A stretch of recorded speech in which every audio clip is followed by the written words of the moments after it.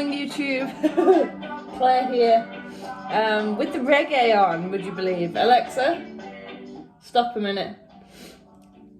Why have I got reggae music on? Well, it's said, you've probably heard the phrase that classical music is quite settling for dogs. But apparently the most recent research is that they prefer reggae. And so that's why reggae music is on in my kitchen on this Monday morning at, what time is it? I have no idea, 8ish. Alexa, what time is it? The time is 7:59 a.m. 8 a.m. Don't you just love how, well, yeah, don't you just love how you don't have to like go in search of a clock around the house to find out what time it is? I do. The only thing that she is used for is the time, the radio, and if I'm cooking something, I'm not quite sure how long I do it for. That is pretty much it. That is all she's used for. Which brings me onto a nice little topic of automation. Like, she's just there, she just does it, you just ask her, and it's done, you know. And this really got me thinking. I do some weird thinking all of the time, but mostly in the morning. And I loved how, I'm going around the houses here and I don't quite know what I'm saying because I've not quite woken up yet, but the automation that we have in life, I think the world at the minute is such a very, it's there sort of thing. You want it and it's there. You order a pizza, you go online, boof, you can have it done. You want something for the home, for your house, boom, right, boom, there, it's done. You need to find something out, boom, type it in or ask, it's there, you know. The world is very fast paced and very automated. You know, we can find out what we want to find out, and our responses on a behavioural level is very automated. You know, we're adapting to, well, a lot of people are adapting. Like, if you ask my grandma, for example, hey, do you know what an Alexa is? She's not said anything. She'd be like, oh, I'm not having one of those in my house, and that's cool. But the way the world's going is very automated, and like when it comes to dog training, I think that people don't understand that we can automate responses in our dogs. And I love it when this happens because a lot of management happens in dog training, right? In that we as humans, we interrupt, we're like, oh, do this, sit down, stay, come here, stop this, do that. When really it doesn't have to be that way. You know, there is a big difference, and I talk a lot in my content about management, you know, putting things in place to prevent the dog from performing a specific behaviour, stop them pulling on the lead, stop them running off, put a long line on them, stop them barking, walk somewhere where there's not a lot going about. But we can't live in that way forever.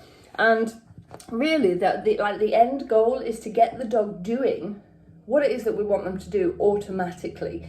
And I love it when somebody comes to work with me, and I'm helping them out, and I can see the dog. I'm like, yeah, we're nearly getting there. Just give them a second or two, and before sometimes I've even got the opportunity to say, just hang on a minute. The owner has dived in, not wrongly, you know, not wrongly at all. They've dived in to lure the dog round, or they've said something to the dog, or they've moved, which can then flick the dog into the undesirable choice, so to speak. But when we give, and a lot of what I work on is keeping your mouth shut and letting the dog do the work. I love, if everything's right in your dog's setup, i.e. the environment, the engagement, when we're working around distractions, the distance, if everything's right and you give your dog a second to think about stuff, they can learn to come to their own automated but reliable responses. Example, let's say we've got dogs who are barking at other dogs, or have a high prey drive and they see a squirrel running past. Then we can teach them to look at it, but then look away from it. It's called the engage disengage. And this disengage part of the brain coming away from something isn't as automated is the word I'm going with this morning. Isn't as automated as it probably should be. Like, for a dog to be able to disengage from something like that takes work and training, but it's possible to do. And I wanted to share that with you today, because a lot of what I do is I keep my mouth shut. Yes, I help the dog out to begin with. Definitely help the dog out. You can't just take them into a setting and be like, right, look away from that, because they're not going to. You know, they're dogs at the end of the day. But we can get the dogs to a point where they're, okay, I see that. And all of the stuff that we've been doing, they don't think as logically as this. Okay, this is what we've been doing for the past half an hour, or this is what we've been doing for the past couple of weeks. I'm going to look away from it. And it's at that moment where we need to reward them, where we need to say, wow, you've done an amazing job.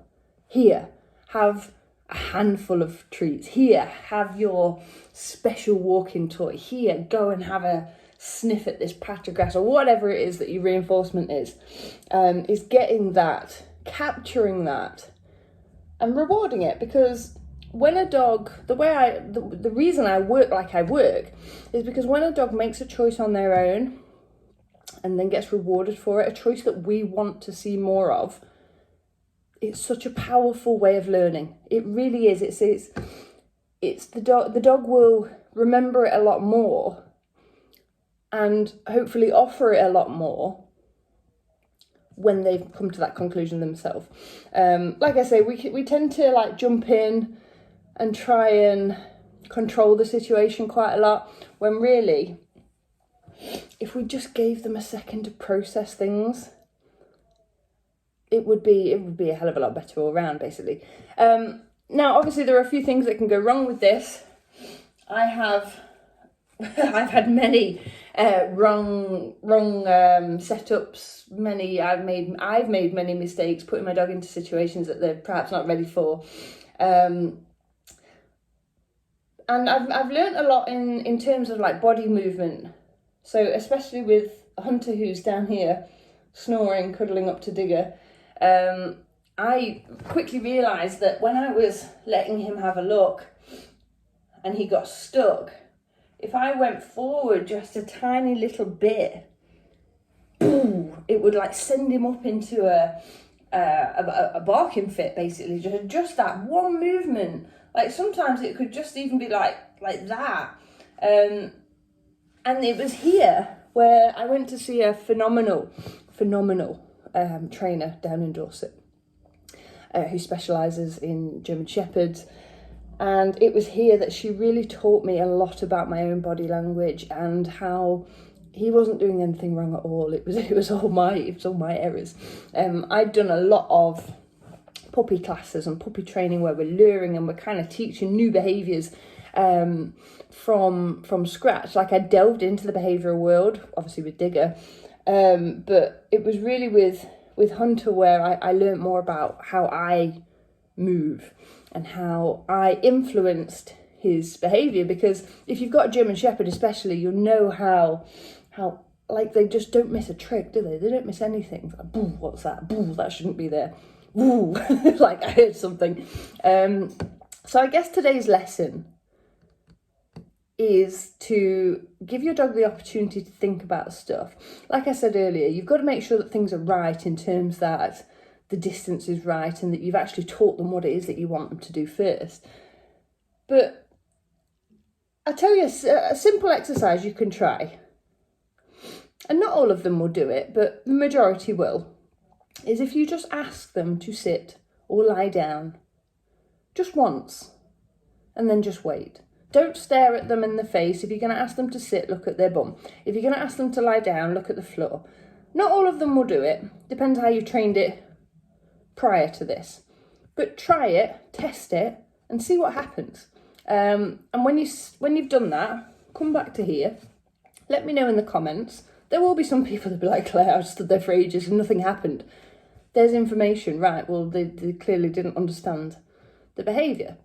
So let's retrain it. But that's a really nice exercise to get you to see that actually when you don't have to tell your dog 100 times the same thing, because you're poisoning the cue. And oh god, I could go off on massive dog training tangents here.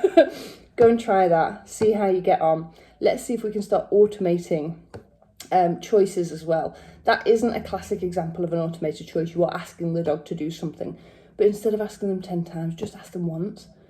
And then on the next attempt, if they do that, reward them. And then on the next attempt, just look at their bum.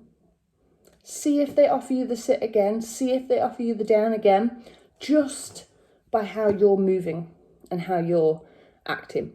So I guess that can be the lesson today. Let's have a look at getting more automated responses and choices from our dogs, that all we have to do is simply reward it. Wouldn't that be so much easier? Instead of having to constantly be like, what's the dog doing?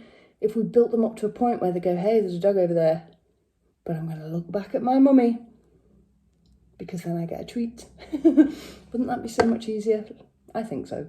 So yeah, go ahead, give it a try. Let me know what happens. And I wasn't very good on the YouTubes last week. No excuses other than I just had shitloads on. So hopefully I'm going to aim to do 5 today, and I'll see you tomorrow.